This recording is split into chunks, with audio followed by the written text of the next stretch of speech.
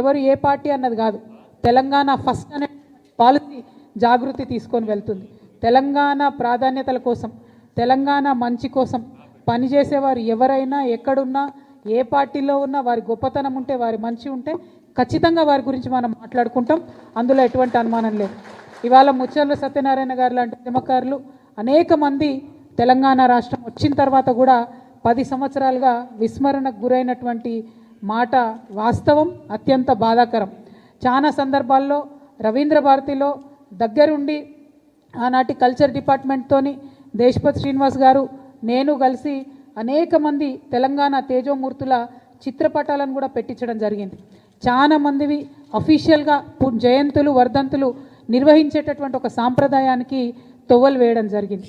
కానీ ఇప్పటికి కూడా ఒక ఆడబిడ్డగా, ఒక ఉద్యమకారుడిగా నాకుండేటటువంటి బాధ ఏంటంటే ఇంకా కూడా ట్యాంక్ బండ్లో మన తెలంగాణ వాళ్ళ విగ్రహాలు లేవు. ఆంధ్ర వాళ్ళ విగ్రహాలు తీసేయమని నేను అంటలేను, అవసరం సమయం సందర్భం వచ్చినప్పుడు ఆ పని కూడా చేయొచ్చు. కానీ మన వాళ్ళ విగ్రహాలు అక్కడ ఉండాలి. ముచ్చర్ల సత్యనారాయణ గారి విగ్రహం ఖచ్చితంగా ట్యాంక్ బండ్ మీద ఉండాలి. ఇటువంటి వారికి గౌరవం వచ్చినప్పుడే, ఇటువంటి వారికి గుర్తింపు వచ్చినప్పుడే రేపు పొద్దున జాగృతి యావరేజ్ ఏజ్ తీసుకుంటే 35 ఇయర్స్ కూడా ఉండదు.